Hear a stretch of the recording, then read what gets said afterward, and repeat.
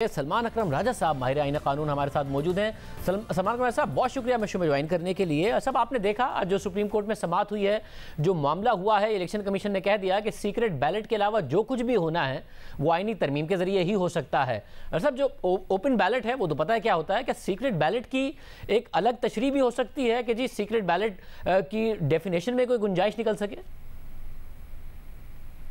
देखिए, जो जवाब चीफ इलेक्शन कमिश्नर साहब ने दिया वो एक किस्म की उमूमी ताबीर है जो दुनिया के बेशतर ममालिक में अपनाई जाती है सीक्रेट बैलेट के हवाले से, और यही समझा जाता है कि बैलेट पेपर के जरिए वोटर की शनाख्त नहीं होनी चाहिए ताकि वोटर जो है अपनी दानिश में अपने ज़मीर के मुताबिक वोट डाल सके।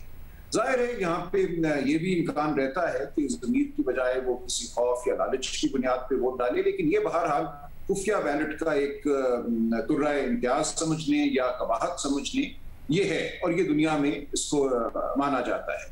अब अगर हमारे यहाँ इसको तब्दील होना है तो जाहिर है दो रास्ते हैं, एक आईनी तरमीम और दूसरी आईनी तशरीह या आईनी ताबीर। अब बात अगर आईनी तशरीह की जानिब जाती है और हम खुफिया बैलेट की कोई नई ताबीर जो है वो अपनाते हैं तो इसका हक सुप्रीम कोर्ट को तो है।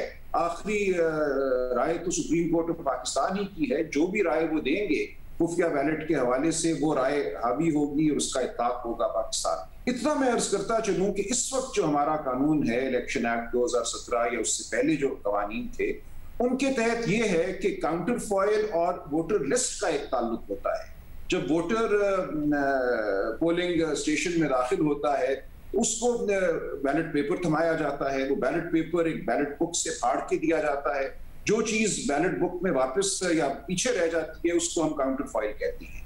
उस काउंटर फॉइल पे आमतौर पे वोटर का दस्तखत होते हैं या अंगूठे का निशान लगता है, और इसी तरह जो वोटर लिस्ट है उसमें भी वोटर की शनाख्त की जाती है, उसका नाम या अंगूठे का निशान लगता है। कल को अगर ये सवाल पैदा हो कि क्या बैलेट पेपर उसी शख्स को दिया गया जिसको दिया जाना चाहिए था, तो फिर काउंटर फॉइल और वोटर लिस्ट का आपस में मवाजना किया जा सकता है। अंगूठों के निशान अगर मिले तो ये कहा जा सकता है कि बैलेट पेपर सही शख्स को ही थमाया गया था। यहाँ तक तो हमारे निज़ाम में गुंजाइश मौजूद है, लेकिन इससे आगे बढ़ के कि काउंटर फॉइल और बैलेट पेपर के दरमियान भी कोई शनाख्त का जरिया हो, ये इस वक्त तक हमारे कानून में मौजूद नहीं है। और जो ताबीर खुफिया बैलेट की या सीक्रेट बैलेट की आज दिन तक हमने अपनाई है उसमें यही रहा है कि काउंटर फॉइल और बैलेट पेपर के दरमियान कोई ताल्लुक नहीं होना चाहिए ताकि बैलेट पेपर से वोटर की शनाख्त ना हो सके। ये आज तक की ताबीर रही है हमारी। तो अगर बगैर आईनी तरमीम के सीक्रेट बैलेट में इसकी कोई गुंजाइश निकलती है कि जी वो ट्रेस हो सके, अगर कोई शिकायत आए तो वो जो डेफिनेशन होगी सीक्रेट बैलेट की नई, वो सिर्फ पाकिस्तान की हद तक महदूद होगी या बैनुल अक़वामी मिसालें मौजूद हैं इस हवाले से? जी, ये ज़ाहिर है एक हमारी अपनी डेफिनेशन होगी, लेकिन इसका इख्तियार हमें है, हमारे सुप्रीम कोर्ट को है। देखिए, हुकूमत इस वक्त ये चाह रही है कि हम एक ऐसा निज़ाम वज़ा कर दें जिसमें जितने मेंबरान मुख्तलिफ पार्टियों के सूबाई असम्बलियों में हैं उसी के तनासुब से सेनेट में भी मेंबरान जो हैं वो मुंतखब हो जाएं। बहुत से ममालिक में इसको लिस्ट प्रोपोर्शनल रिप्रेजेंटेशन कहती हैं, यानी कि पार्टियां सिर्फ नामों की लिस्ट दे देती हैं। वो कहती हैं कि सेनेट में हमारे 12 मेंबर होने चाहिए, 17 मेंबर होने चाहिए, ये लिस्ट है, इसके मुताबिक आप इन लोगों को मुंतखब करार देंगे।